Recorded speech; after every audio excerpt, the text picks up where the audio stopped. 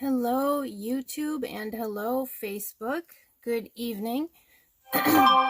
This is Ginger, the Pain Warrior Princess, and thank you so much for joining tonight's live COVID-19 update. If you are new here, I'm streaming both on YouTube in this camera and Facebook on this camera. So if I'm not looking right in the camera, that's why.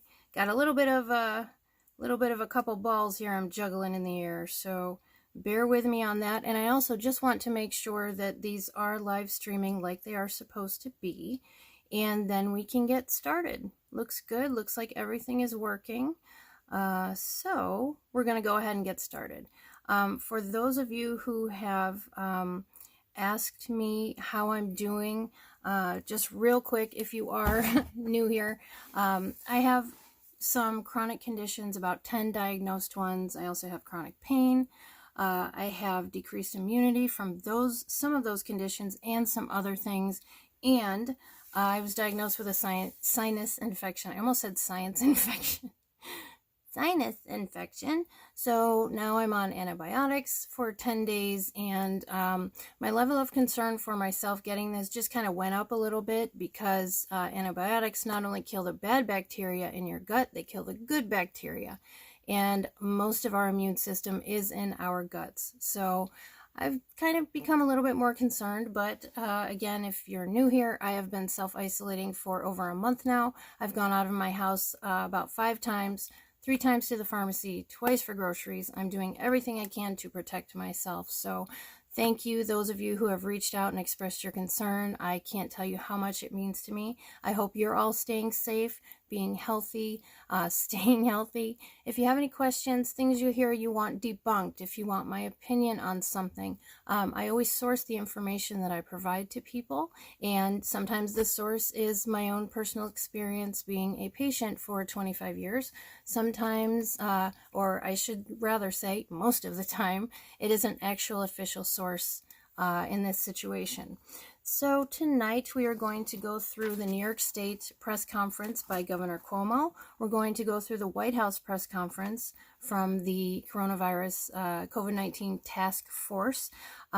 Yesterday, I have some little segments that I throw in with great information for you guys to have right now, some tips, some hacks, some information that I know from my life, dealing with all this hand hygiene and surface hygiene, and be careful you don't walk into the air where somebody sneezed kind of stuff. So I'm sharing tips that I've used over the years for that. So today we're also going to do 2 high-touch items of the day because yesterday I didn't get to it, and we'll do 2 tips of the day today. So I'll kind of catch up with those. And then there are some COVID-19 news stories of the day. I go through some of those every day too. I'm going to try to make this a little bit shorter than normal. I know I always say that. I'm not very good at it, but we're trying. Also, just, kind of a programming note, if you will. Probably tomorrow and the next day, I will not be doing a live. So the 27th of March and the 28th of March. The reason for that is there's a couple. First of all, a lot of the news that's coming out now is more data and statistics. Everybody knows the precautions we are supposed to take. Everybody knows what we're supposed to be doing. So there's not a whole lot of, okay, guys, this is what the government is telling us to do to protect ourselves. You guys already have that information. The other reason, I guess there's 3. Another reason is it's very time consuming for me to do these videos, and I don't mind spending the time. I'm not saying this because of that. It's just with me trying to fight the sinus infection, trying to get my house ready in case out here in Arizona, COVID-19 is more widespread. I'm trying to get my health where it needs to be to fight this the best I can and protect my family. But also, all these statistics coming out.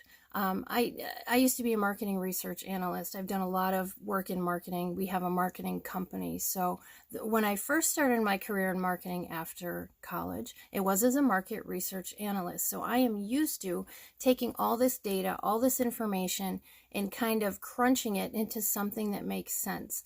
The numbers are great, but what I think means more to people is percentages. So I'm going to work on that, and also being able to visually see, what does all this mean? All these numbers thrown at people, but what do they mean? So using my, marketing experience, I will kind of go through these statistics and relate some that I think are important.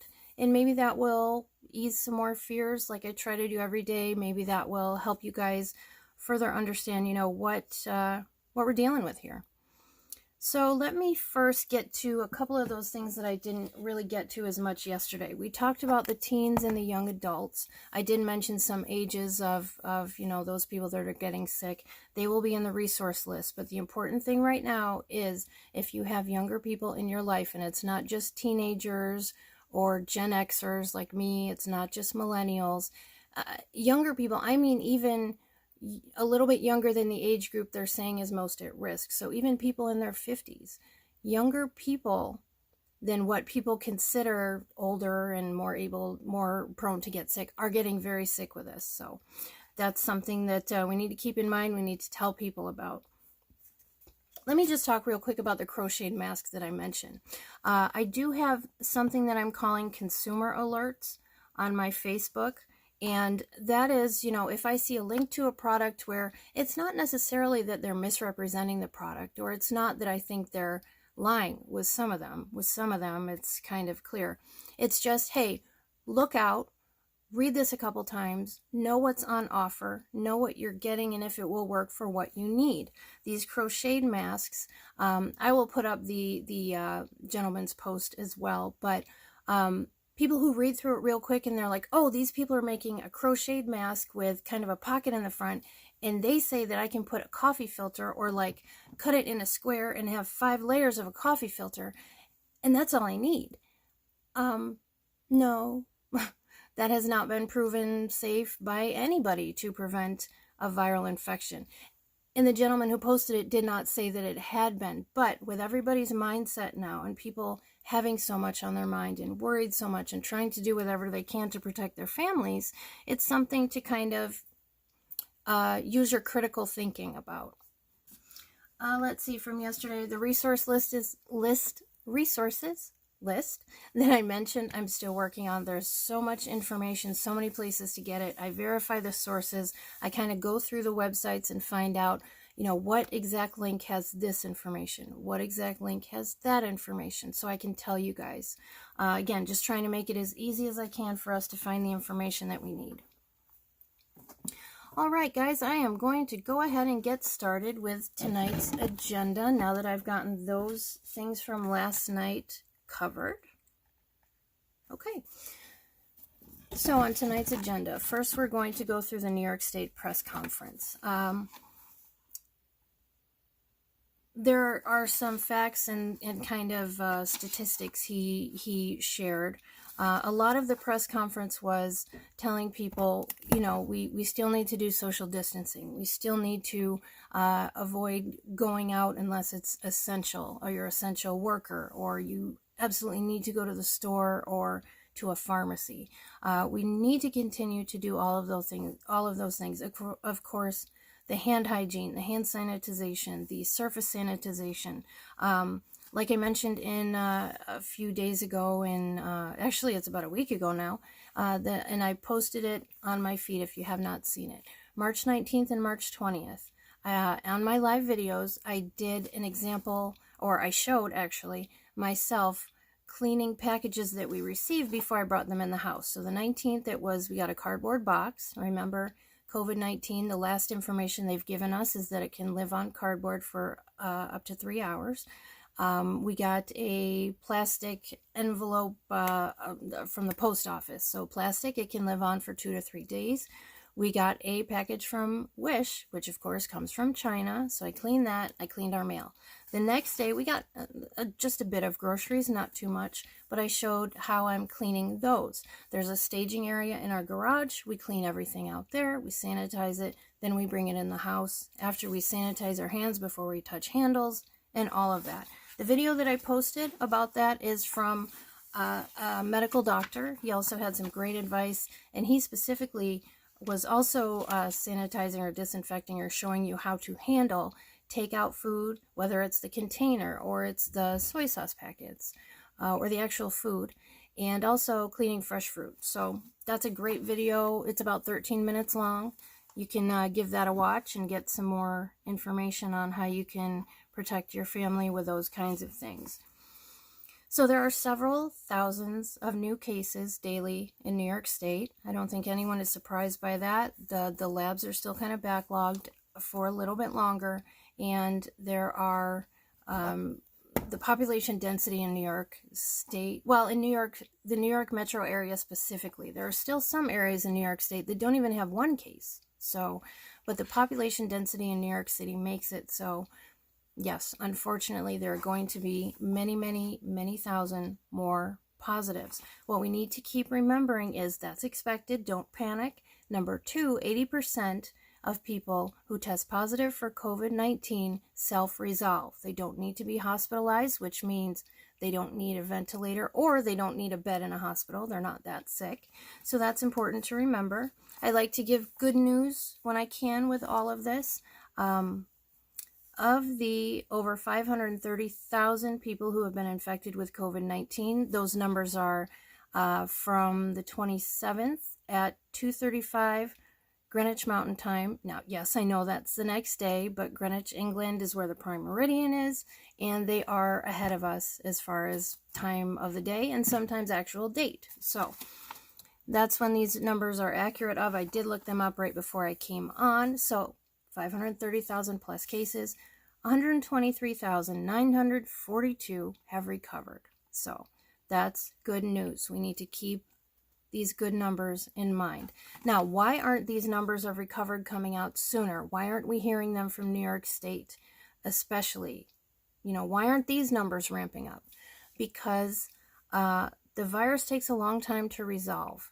The virus takes a long time it takes a while for the body to kill it, get rid of it. So there's no evidence of the virus in your body, and so you have the antibodies for it at a level where the doctors say, yes, you are recovered. You do not have COVID-19 infection anymore. So keep in mind, there are good numbers. Again, I'm going to give them to you.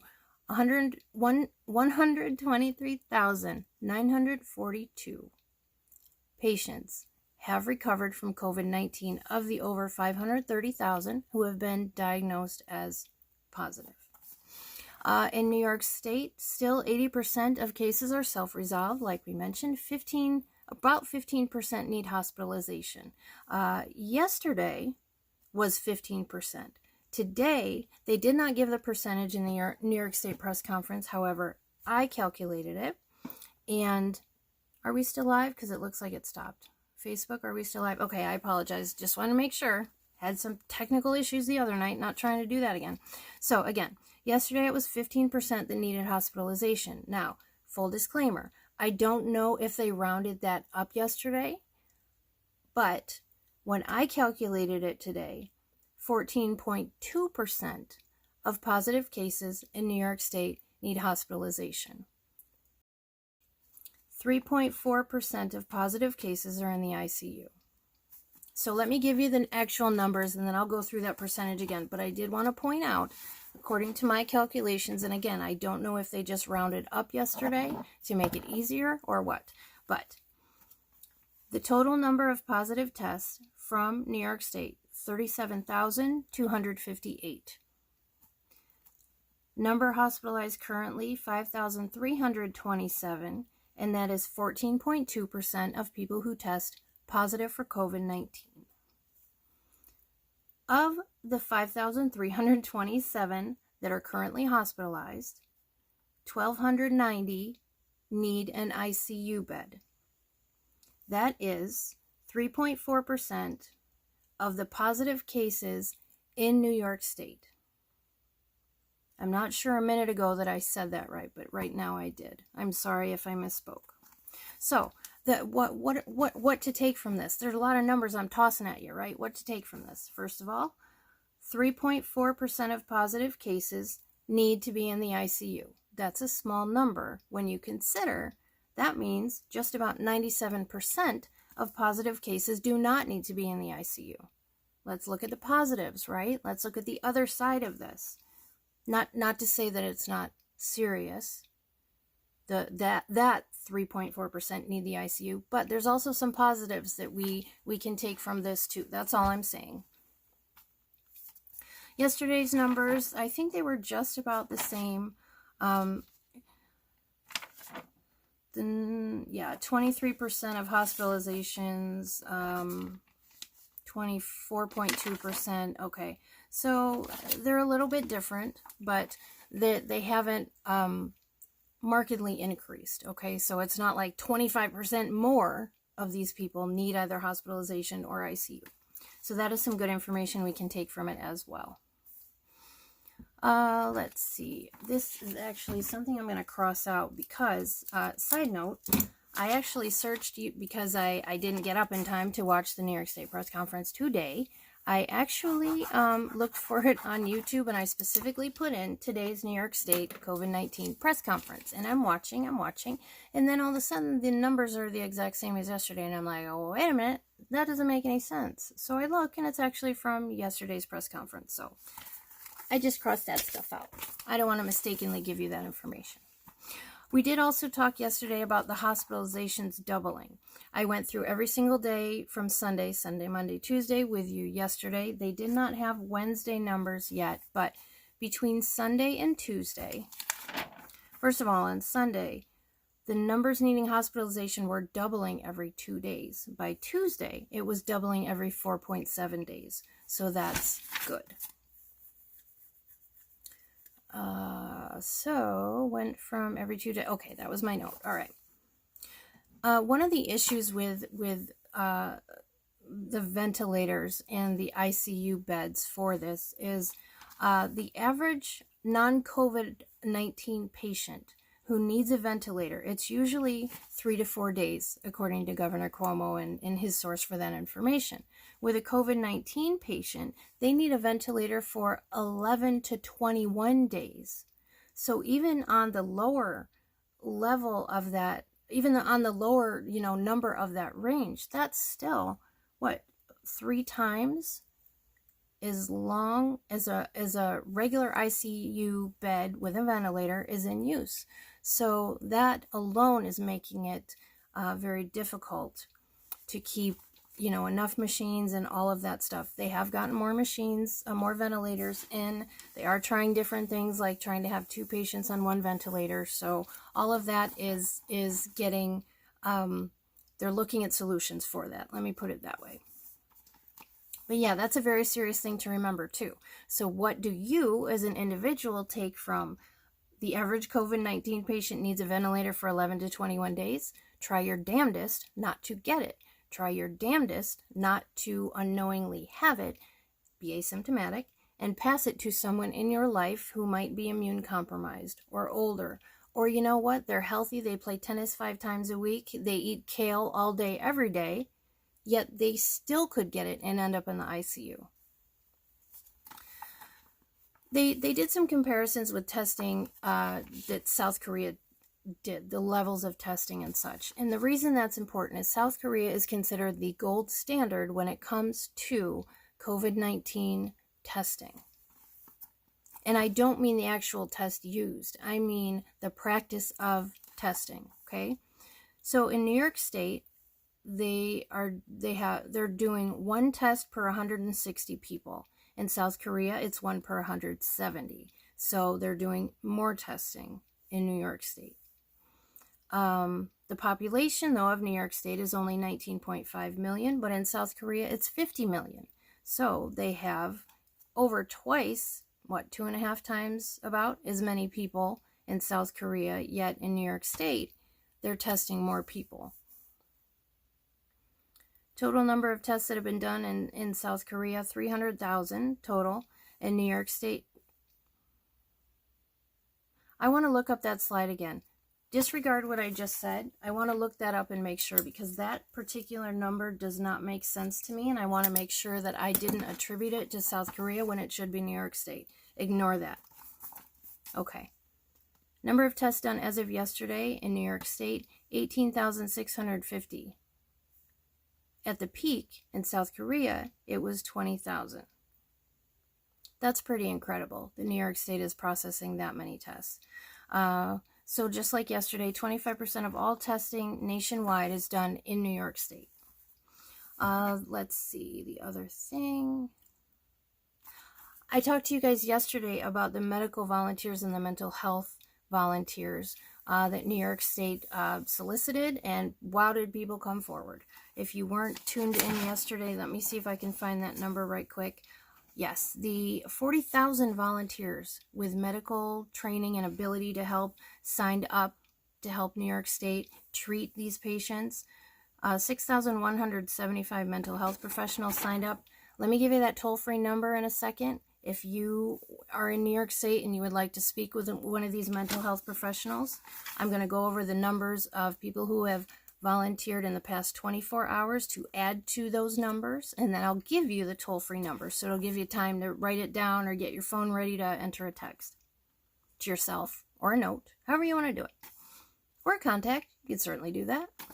Okay, so in one day, 12,000 plus, so over 12,000 more medically trained volunteers signed up, and over 2,400 more mental health professionals signed up. Again, this is a voluntary basis to help New York State. Even ones who are not in New York State said, hey, I can offer this assistance through Skype or through the phone or through another method like that. I want to help. So that's pretty incredible. Let me give you that toll-free number for the mental health hotline in New York State. It is 1-844-863-9314.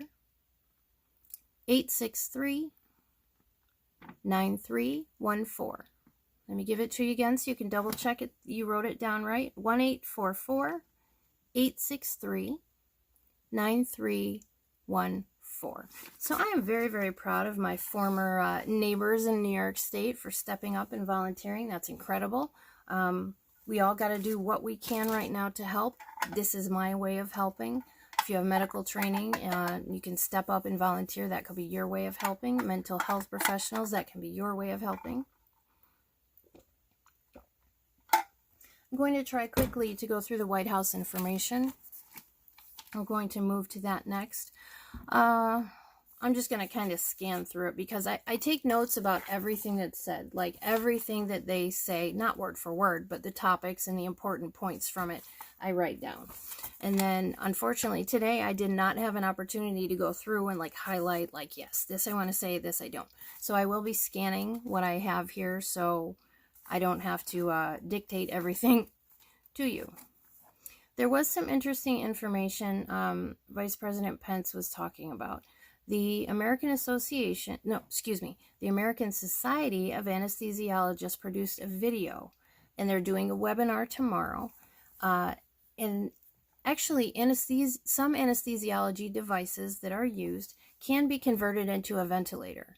So they did a video about it. They're doing a webinar tomorrow. So that means there's tens of thousands more ventilators that can be used. Of course, this machine is not a traditional ventilator, but it can be converted to be used as such. So that was pretty cool.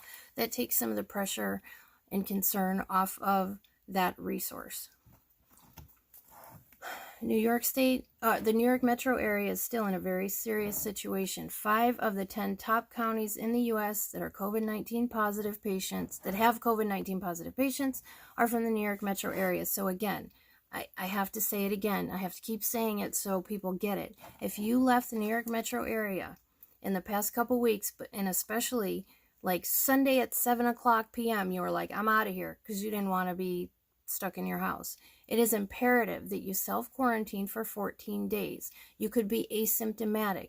That means you could have it and not know you have it. You could have COVID-19 and have a simple runny nose that you're attributing to allergies, but it could be something else. They're advising that you monitor your fever. Make sure that if you have one, that you really get on the ball and you really monitor further symptoms, but monitor a fever, monitor any other symptoms that you have. Please self-quarantine for 14 days. Like we talked about last night, the resources in some of the areas that these people have escaped to, have fled to, do not have the level of medical resources that the city has, okay? So if somebody went out to the Hamptons is not as densely, they don't have as big of a population, and a lot of it is seasonal. So you are not going to have the same medical resources there if, God forbid, either you get sick or someone that you have come into contact with gets sick. Anybody else find the asymptomatics term kind of reminiscent of, what was that movie with, from Big Little Lies? Shailene Woodley? What was it called? I think one was called Divergent, and then there was one called Insurgent. If you haven't seen it, basically the teenagers are kind of tested to see what skills they have and kind of what personality they have and where they can be used in the society. It's a different kind of society than ours. And anyway, so it almost reminds me of like one of their categories, like you tested asymptomatic. So anyway, just a bit of humor. I know it's a very serious situation. We need a little levity. Calm down. All right. So anyway, yeah. Let me just say one more thing about if you fled the area of New York City Metro. You don't want to be patient zero in the new area that you went to. Patient zero is the patient that brought COVID-19, well, any disease, but in this particular case, brought COVID-19 into a community that didn't have any cases before, and they can trace the very first case back to you. You do not want to be that person. You do not want that on your conscience. You do not want to live with it for the rest of your life. All right. There is some good news. I'm sure all of you have heard those unemployment numbers. The unemployment claims are over 3 million, well over 3 million. Believe it or not, Walmart, Vice President Pence was talking about all this information that he's seen and received about companies hiring. He said there are almost 500,000 jobs that have been announced in the past couple days. Walmart is hiring over 150,000 people until at least the end of May. They need them. Amazon is hiring over 100,000. CVS is hiring 50,000. Pizza Hut is hiring 30,000. So yes, these unemployment numbers are scary, and I know some of you or your spouse or both of you have lost your jobs, but there is some hope, not only from that, but from what the lovely Democrats and Republicans are fighting about and trying to get their stuff into the bill. And if you're new here, I don't talk about that particular thing yet, and I will not until it is passed, done deal, signed, ready to go, because I don't want to give you guys certain information and then you're depending on it, or you think that is what your family might get or be eligible for, and then it passes and then you're not.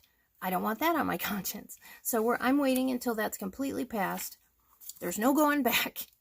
So when this third stimulus thing passes, then I will discuss it, but not until then. There are companies making huge donations. Anheuser-Busch donated $5 million. Some hotels are offering free hotel rooms for people on the front lines. And there's a pharmaceutical company that I believe they said donated $25 million. So there's a lot of good going on, folks, and if we stick together, we will pull through this.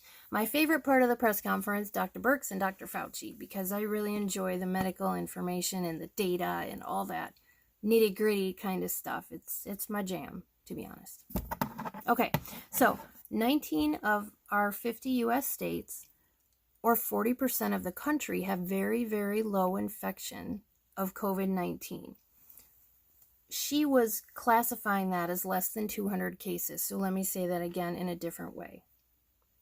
In 40% of the states in the United States, there are less than 200 cases statewide. Okay? That's a good thing to remember as well. What does that mean? That means our social distancing is working. That means all of the precautions we're taking are working. That means having people stay home is working. That means washing your hands and disinfecting surfaces and practicing good hygiene is working. All of these things are working, but we must continue to do them so they continue to keep working so we can improve on this statistic. And they have been doing testing, by the way, for 3 to 4 weeks. So it's not that they just started testing, because I know somebody will say, well, you've said there's a long incubation period, so if they just started testing, they wouldn't know really the levels of positive cases. But they have been testing for 3 to 4 weeks. Okay. 55% of all positive cases in the U.S. and 55% of new positive cases in the U.S. are in the New York City metro area. And today she specifically said she's including New York City, and New Jersey. She's not even including Connecticut in that, or other counties around there added into that. Why did she do that? To show how very serious the situation is in New York City and in New Jersey, and how important it is to practice all the precautions and do what we're being told. I know I say it 105 times every night, guys, but this is what it comes down to. It is in our hands how bad this thing gets, and it has been for at least 2 weeks. I know they just put in the 15 days to stop the spread 10 or 11 days ago, but for example, me, I saw what was coming down the pike, and for a month I've been self-isolating. So, not that I'm better than anybody else, just saying. It's in our hands. We need to do everything we can. So there. Unfortunately, Wayne County, Michigan, and Cook County, Illinois, they're becoming areas of concern. So that's around Detroit. That's around Chicago. And they're going to see how those cases are moving and use the data that they already have and that information to figure out what can we do in the Detroit area and in the Chicago area to make it so they don't become the New York City metro area. Another thing that they mentioned, resources can always be moved to what she called hotspots in our country. So if, for example, Wayne County starts to have a sharp increase in cases, and there's another county in Michigan that doesn't have any cases yet, but they have ventilators and they have a lot of PPE and they don't need them yet, we can move those resources to where they are urgently needed and then restock the PPE in other places when the cases start to flatten out in that more urgent area, move the ventilators to where they're needed next. So all this talk of we don't have enough ventilators and the DNR nonsense story that came out earlier today, I think it's nonsense. I'm not a doctor, but I'll explain why in a little bit. That kind of helps to understand why these things are, they're able to be mitigated, they're able to be handled. 100% handled? I don't know, but at least somewhat handled. So the situation is not as grim as a lot of reporters are making it seem. Okay. There's something interesting that she talked about too, the testing and innovation in testing, and the allocation of tests. They've made some important decisions based on that. Okay, so if you haven't had like your blood tested at a lab, or you're not really familiar with the process, there are different machines that the sample can be run through.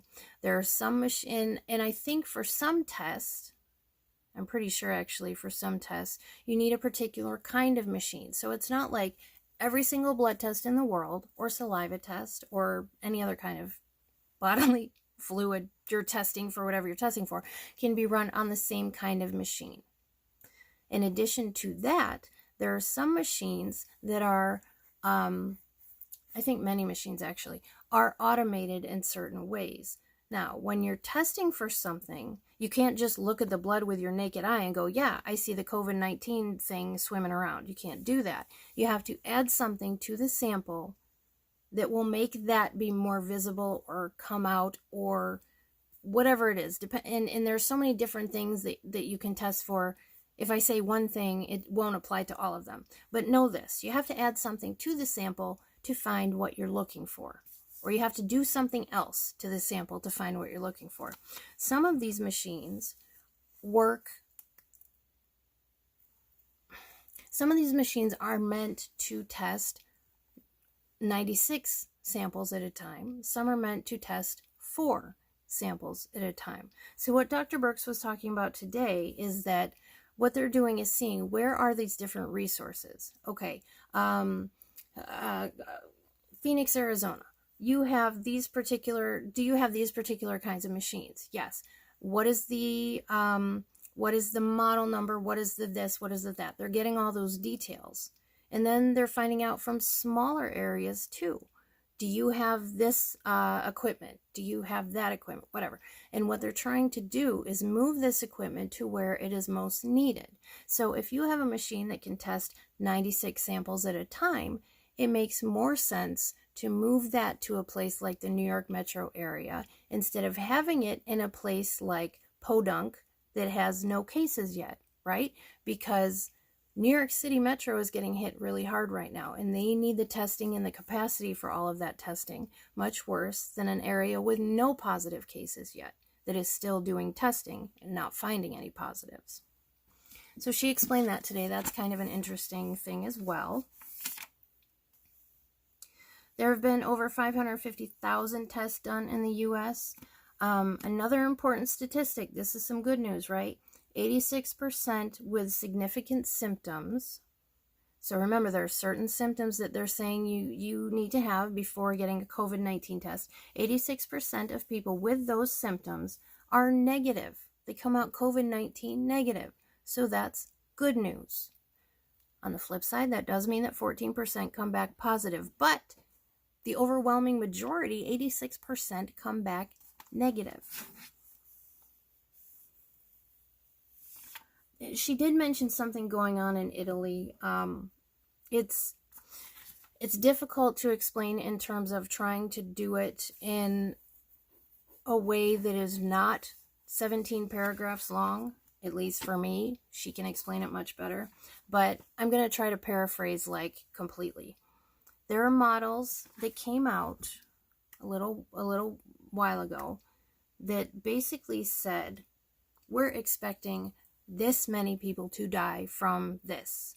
And where we have the best numbers and the most data for that information is obviously Italy, China, South Korea, Spain, I believe she mentioned too.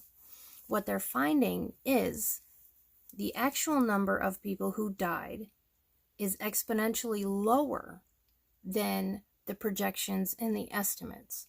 So that could mean a few different things. And they're trying to figure out, okay, what's responsible for this?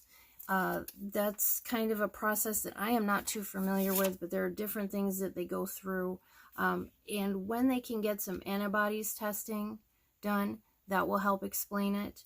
But let me just give you an example of this, because if you've read some of these projections, they are hella scary.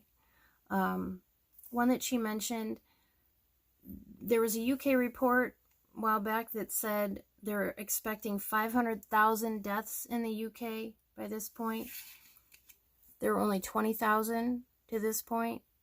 I calculated this percentage for you guys. That's 4% of the early estimates of what they estimated would die from it. In the US, this UK report estimated 2.2 million will pass away. So 4% of that would obviously be much lower, and it would obviously be a much less scary number. So they're trying to figure out, okay, why did this happen?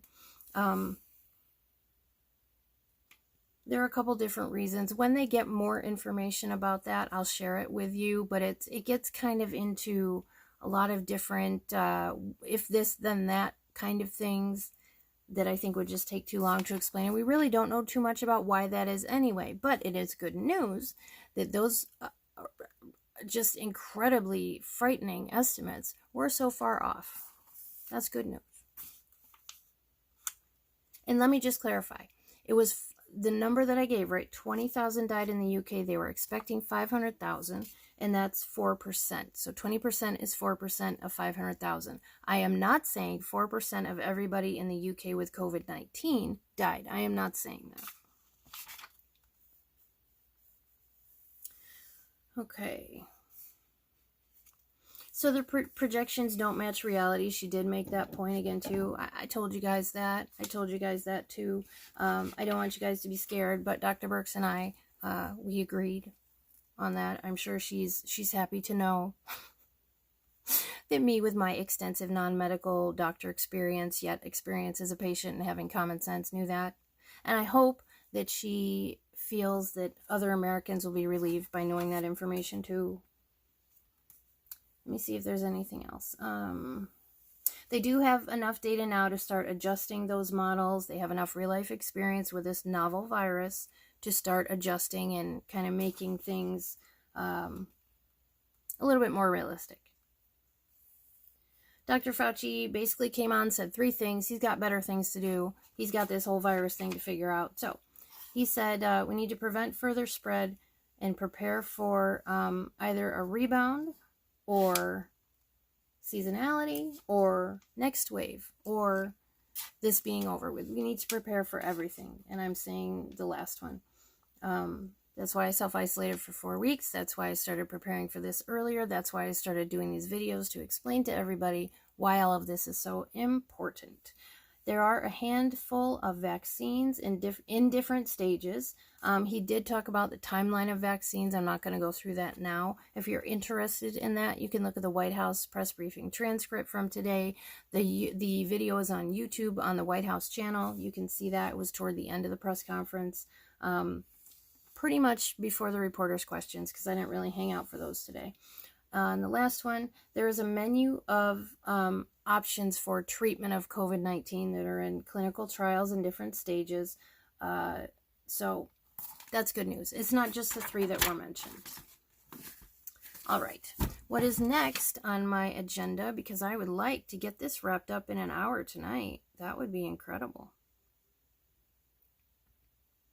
Let me open that post. Okay. COVID-19 stories of the day. U.S. cases are higher than we've surpassed China and Italy. Okay, so I did do a post about this on my Facebook personal account earlier. There are a lot of things to take into account when looking at that data. I will dig into that more, but I did post one, I believe, of those things to take into account. If I have the note in here, I will pull it up, but I'm going to take a better look at that. But there are many things to consider about that. So I'll be looking more at that. So I know it sounds scary. I know it sounds ominous. Don't believe the hype just yet. Remember, like I told you, reporters are trying to get a scoop anywhere they can, because right now the task force is scooping them all, and they don't have a leg up on their competitors, so they're looking for something anywhere. Yes, this is important information to have, but it doesn't mean the doom and gloom that it seems like it might. DNRs and COVID-19. Okay, I read an article about this. Basically, the idea was floated that blanket DNRs might want to be considered for COVID-19 patients. Part of that is, it's a very contagious virus, and the doctors and nurses are trying not to get it. Another part of that is, on average, it takes, I believe they said, 17 hospital staff when there's a code blue, when they're trying to resuscitate somebody. So that's 17 healthcare workers that we absolutely need right now that could potentially get infected with COVID-19. That's also 17 people using PPE for this. The other issue was, it takes time to get the PPE on when you're rushing in to do the code blue to help to try to resuscitate somebody. And the estimate, I believe, 2 minutes. So that's 2 minutes that the individual is probably going without oxygen, which can cause brain damage. So there were a lot of concerns about that. I just want to clarify, this is not something that has been put into practice. This is not something that has been seriously discussed anywhere. This was one doctor's, I'm going to say opinion while I scroll up and see where he spouted it from.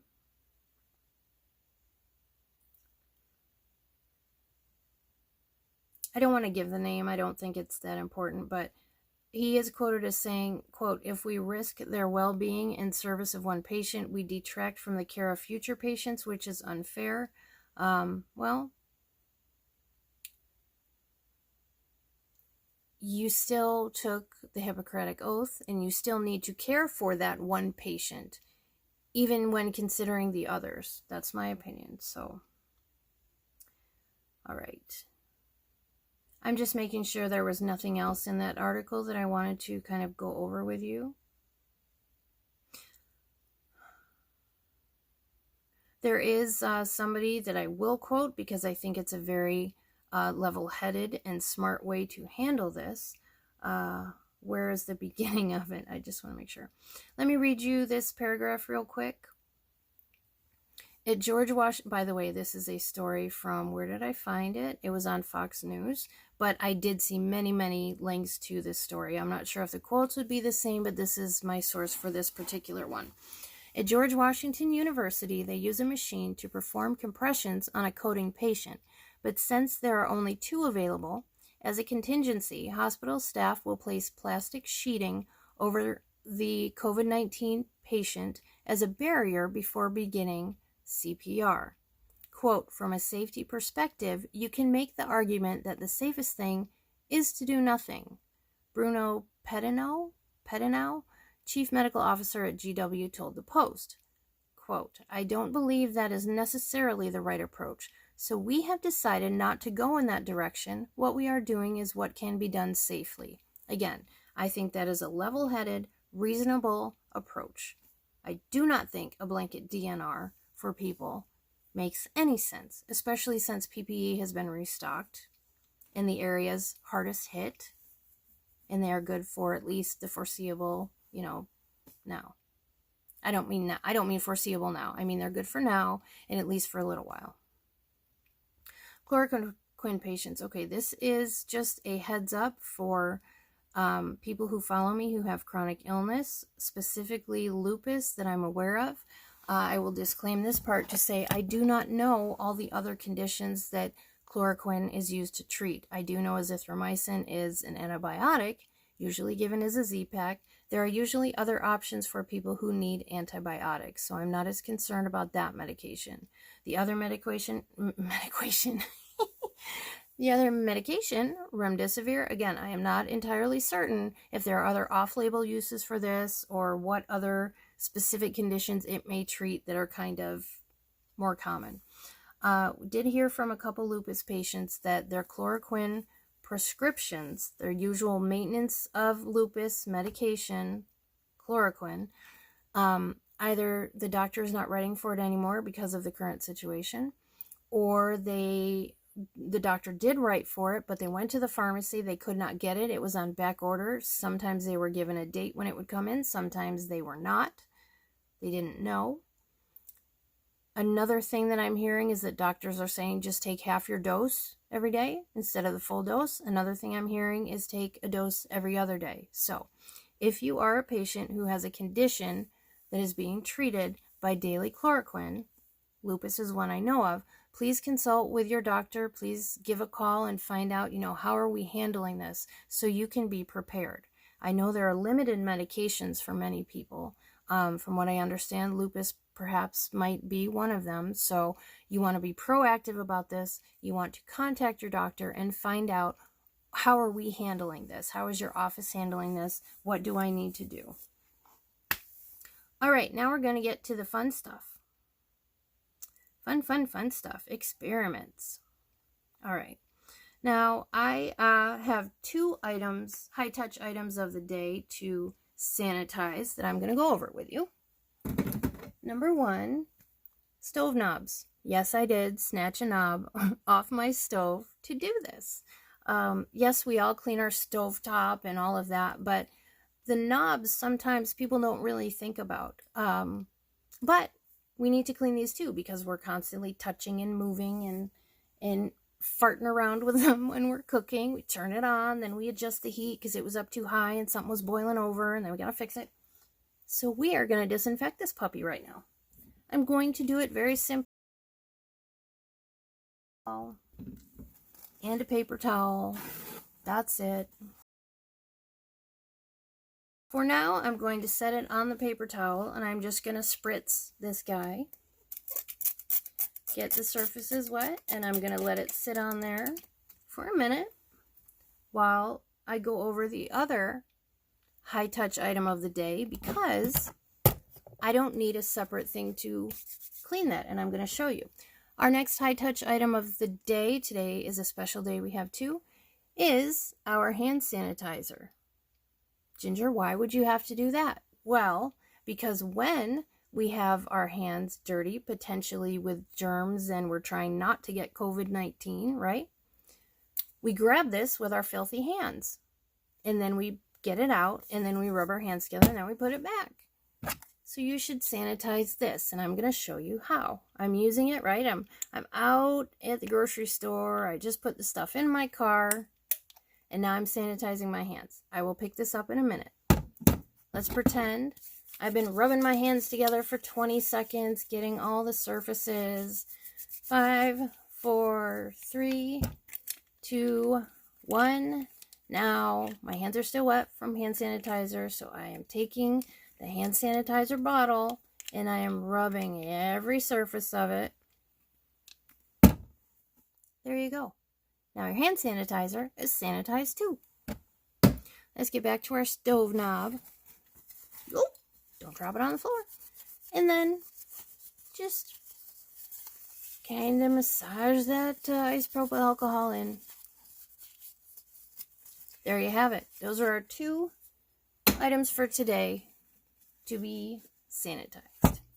All right, we also have today 2 tips of the day because yesterday I didn't get to even 1. So, my first tip of the day, all right, I had them written down and in a backwards way you'll understand in a second. My next tip of the day has to do, or my first tip of the day, has to do with hand sanitizer. Popular item tonight, am I right? So, I have a tip for this if you're a lady, and a tip for this if you're a dude. Or a dude who likes to wear certain ladies' clothing. That works too. No judgment here. Or a lady who likes to wear certain men's clothing. I don't care. I just want y'all to know my tip. All right. This is what I do. Because I am a lady who wears a bra.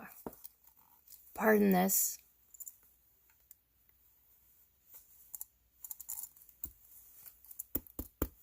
That's where I keep my hand sanitizer when I go out of my house. I do not put it in a pocket. I do not leave it in my purse. I do not make it hard to get to. So, all I have to do, reach in, use it, wipe the outside of the bottle, put it back. That way it's always, literally, less than 6 inches from where I need it. If you do not wear a bra, well, you can put this, if you're a man, if you're wearing a shirt with a pocket, put it right in there. There aren't very many options for men to have it super close, like in that area. But I would recommend, if you're wearing a shirt with a pocket, put her right in there. You can put it in your pants pocket, of course. Don't leave it in your car. Always have it on you, I guess is my point. Man, woman, it doesn't matter. Always have it on you. But these are just some tips where you can have it so it's real handy, and you don't have to dig for it, and you can use it immediately because it's whoosh, right there. Okay, our last item tonight is the second tip of the day. Now, you may have seen a hack for these floating around. No worries. I'm also going to show you how you can make your own. That will be tomorrow. Not in a live video. I'm going to, or, well, I should say not in a live news video. It might end up being a live video. It just depends. I'm not a big fan of recording a video and then editing it because I have OCD. And I will sit there knowing I can continue to edit it, make it different, make it better, change this, change that, forever. And the information will never get published. So I don't really like doing that. But I do like my coffee, so let me get a sip while I get this all set up.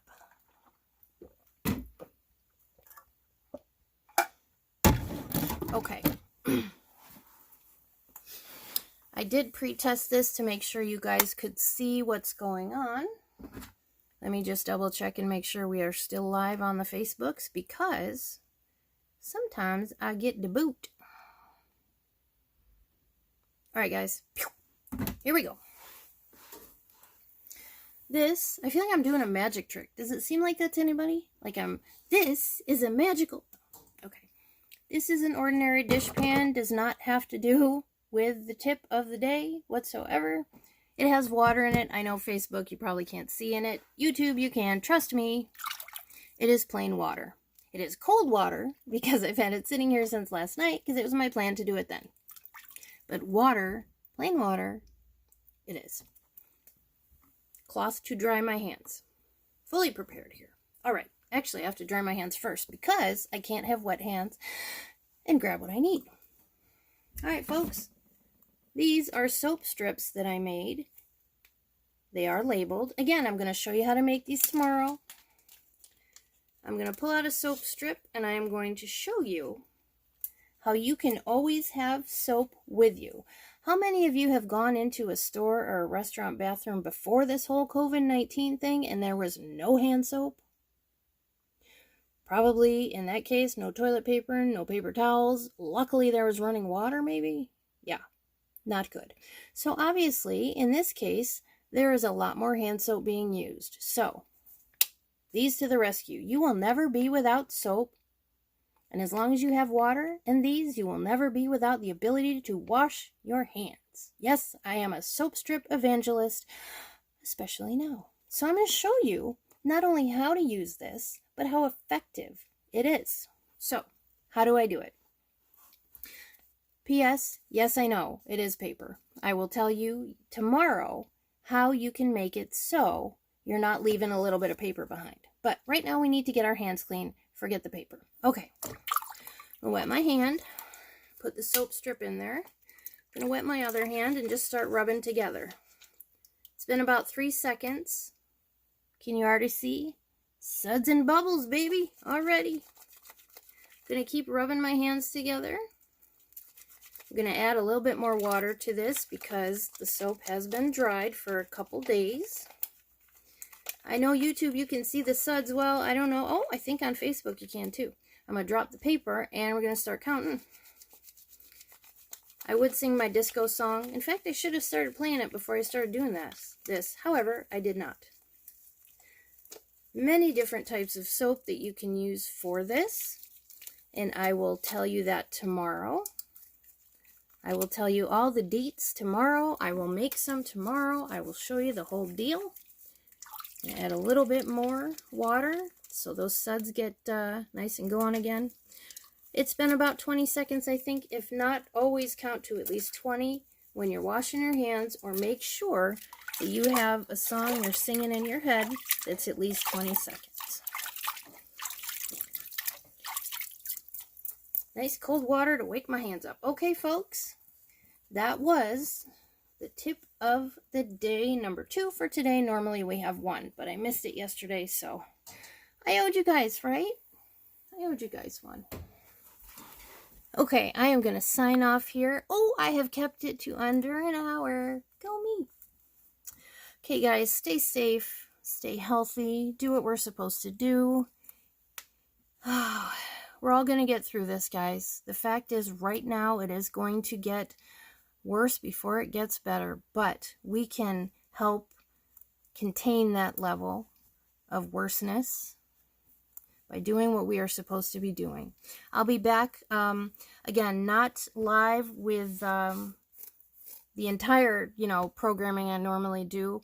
If there's something really important that comes out of the press conferences, either the New York State one or the task force one, I will certainly make sure to somehow let you know that. But the plan right now is to not do the regular live COVID-19 show for the next 2 nights.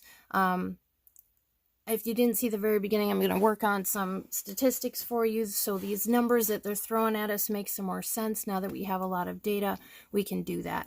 As a marketing research analyst, it's kind of my specialty to take numbers and data and crunch them into something that makes more sense. You'll see what I mean when I come out with those. So lots of stuff going on, guys. I hope you have a wonderful night. I hope the next 2 days are wonderful as well. I'll see you for some things, not the regular programming. But right now I'm going to sign off. Have a great night. Thank you so much for all your wonderful thoughts and comments. Keep the questions coming. I love them. And I love helping you guys. I will talk to you soon. Have a great night. Good night, all. Good night, YouTube. Thanks for tuning in. I'll see you I'll see you sometime soon. Tomorrow if there's a lot of news to report, but otherwise, real soon again. Thanks. Have a good night.